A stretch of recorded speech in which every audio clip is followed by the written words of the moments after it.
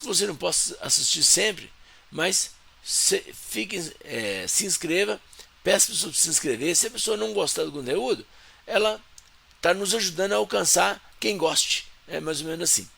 Então, voltando aqui ao que eu comecei a falar, quem for chegando aí, ó, dá o like, não esquece não. O like é muito importante porque quando você dá o like, o YouTube entrega para outras pessoas. Eu vi ali, ó, 20% das pessoas que assistiram os vídeos foram sugestões do YouTube. Quer dizer que o YouTube está percebendo que muita gente está assistindo o vídeo, então é porque é relevante. Então entrega para outras pessoas. Qualquer pessoa que clicar, por exemplo, escrever lá família, um dos primeiros vídeos que deve aparecer é o meu, porque tem muita gente assistindo um assunto chamado família. Bom, como eu estava dizendo, gente, a cada dia eu percebo a fragilidade dos relacionamentos. A questão não é familiar, a questão é fragilidade dos relacionamentos. E o estudo do assunto é muito importante. Todo mundo sabe, mas eu vou falar de novo. Eu estou cursando psicologia. E lá na minha faculdade, não sei se é lá não, né? Eu acho que é pelo MEC. Essa determinação é do MEC. São 4.000 horas aula. 4.000 horas aula o curso de psicologia. Então, olha só, 4.000 horas aula. Gente, 4.000 horas aula é muita hora. É muito tempo de estudo. Isso para me tornar, talvez eu me torne, né, um bom psicólogo. Aí eu tenho que ler muitos livros, artigos, fazer trabalho, ir para aula, fazer prova. Então, assim, o que eu quero trazer é esse entendimento das pessoas. Isso para fazer um curso para me tornar um bom profissional. Agora, para instituir uma família, o que eu estudei? Eu já contei minha experiência. Eu, com 19 anos, eu me casei. E o que eu estudei para me casar? Nada, gente. Absolutamente nada. O que eu imaginei e o que muitas pessoas imaginam? Que isso a gente aprende fazendo. Olha que loucura. Chega a ser uma loucura. A coisa mais importante na vida da gente, a gente encara sem preparação. E as coisas que são menos importantes, a gente se prepara muito. Olha só, qualquer profissão, pensa na sua profissão aí, qualquer que seja ela. Você estudou em algum momento, 1 hora, 5 horas, 10 horas, 1 mês, 3 meses. Eu fiz um curso profissionalizante quando eu tinha 15 anos e eu me formei aos 18. Eu fiquei 2 anos e meio para me tornar um profissional para trabalhar numa multinacional. 2 anos e meio estudando todos os dias, regularmente. Agora, para casar, eu só decidi casar, encontrei minha esposa, que topou a empreitada, obviamente, sem estudar o assunto, porque se ela estudasse o assunto, ela ia me perguntar: você está estudando esse assunto de casamento há quanto tempo? Eu falei: não, tem que estudar isso, é só casar, não é não? Ela falou: o quê? Vou casar com um cara analfabeto no assunto de casamento? Ela ia pular fora, mas ela também não estudou, então caiu dentro e nós estamos aí nessa batalha dia a dia. E, gente, os primeiros anos foram anos conturbados. Não houve nada grave assim, porque o pessoal pensa sempre assim: porque brigou, porque bateu, porque traiu. Não, não teve nada disso. A maioria dos casamentos, eles não têm esse problema grave de violência doméstica, traição, miséria. Muitos não.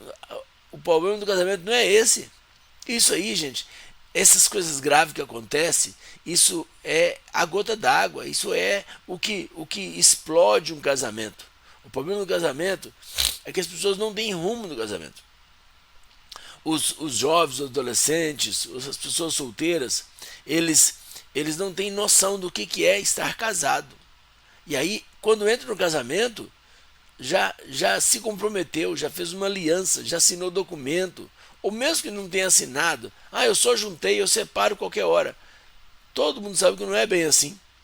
Mesmo que as questões de documento são questões de lei, que eu não vou entrar no assunto aqui agora, mas imagina, há muitos anos atrás não tinha documentação, não tinha cartório, não tinha nada disso. Só que com isso, os relacionamentos eram eu creio assim, né, que prejudicava muitas mulheres, que elas não tinham segurança nenhuma e as mulheres não trabalhavam fora, as famílias eram grandes. Imagina uma mulher com 5 meninos, 7 meninos, 10 meninos e o marido simplesmente ia embora. E ela ficava passando fome com os meninos, porque elas não trabalhavam fora.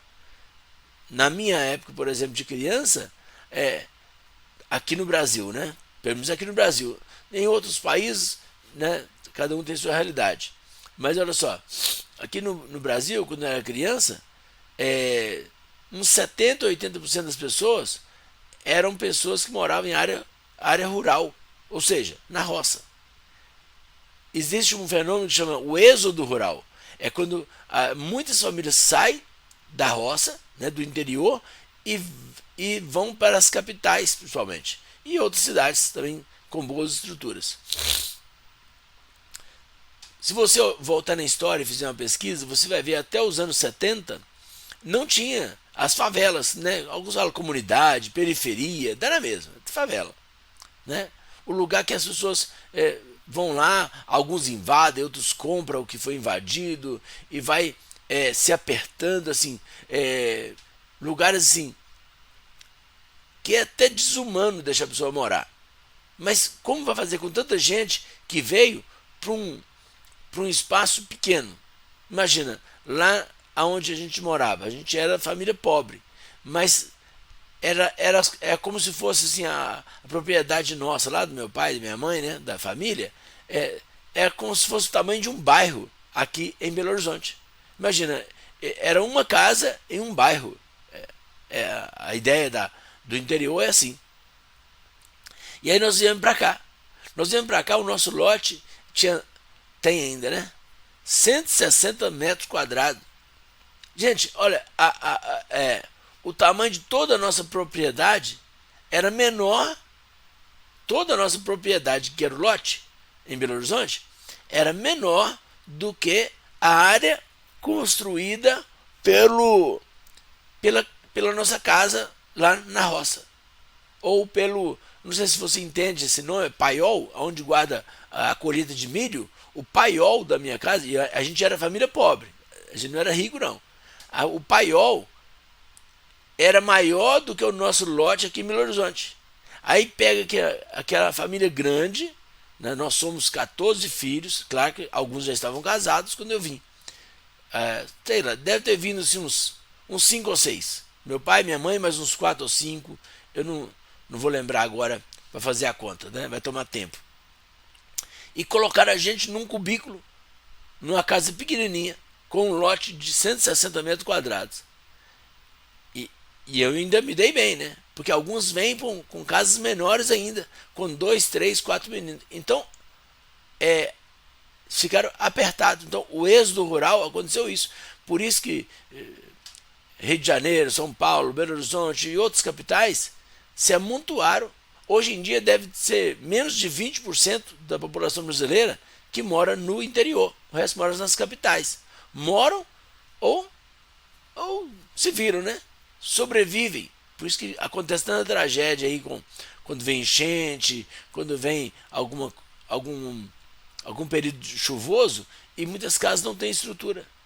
Tá vendo? Como é que o negócio tem muita coisa envolvida. Só que a pessoa não pensa nisso quando vai casar. Quando vai casar, ela pensa o quê? Ué, é só casar. É só encontrar alguém que tenha coragem, que queira ficar comigo e vamos morar junto. Então, eu entrei no assunto por isso. Se vier morar junto, se assinando papel, a questão não é essa. A questão é a aliança que fazemos com a outra pessoa. A questão do papel é só uma questão burocrática.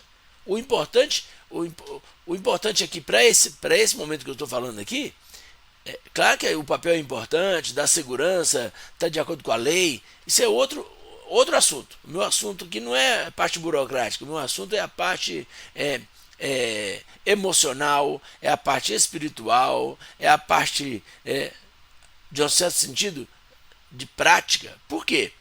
Porque essa parte burocrática é importante, mas olha só, o que acontece com os mais pobres, acontece com os mais ricos. A violência doméstica que acontece com a mulher lá naquela invasão lá que ela sofre violência doméstica, a mulher da classe alta, ela sofre violência doméstica também. Ela sofre também de violência doméstica. O assédio moral, ela escuta que ela não vale nada, ela escuta que ela é segunda classe, né, em questão de o homem mais inteligente, ou mais forte, ou mais poderoso do que a mulher, nesse sentido. Né? Ela escuta que ela depende do marido, que ela está naquela casa boa porque ele que deu. Isso acontece demais, muito mais do que você pensa, porque quem vive nas periferias acha assim: nossa, se eu tivesse dinheiro eu não teria problema. Você teria problema também, só que o problema seria diferente. E você teria vários problemas, todos os problemas você teria, menos o da falta de dinheiro. Então, o dinheiro só vai suprir. Olha, isso é muito interessante, hein? O dinheiro só vai suprir o que o dinheiro proporciona. É só isso. O resto é a mesma coisa. Eu conheço muitas famílias que são assim afortunadas, né? Pessoas assim, que têm muito dinheiro e eles vivem os mesmos problemas. Eles têm crise de ciúme, eles vivem, algum deles em algum momento sofre de depressão, eles vivem momento de traição, adultério, eles vivem problemas de violência doméstica contra a mulher principalmente, eles vivem momentos de oprimir os filhos. Tem filho de gente rica que sofre demais, porque ele nasceu rico e ele é pressionado a ser voltado para a riqueza igual os pais, igual os avós, só que ele, por algum motivo, ele não dá tanto valor ao dinheiro. E aí é jogado na cara dele: você não dá valor porque você tem, porque lá fora tem gente passando fome, tem morador de rua, tem gente na periferia, tem gente passando fome, tem gente que não pode fazer isso, não pode fazer aquilo. Só que ele não queria, e ele não é obrigado a querer, ninguém é obrigado a querer. Então, quem não tem dinheiro acha que o dinheiro resolve tudo, mas a novidade, talvez para alguns, é essa: o dinheiro não resolve tudo.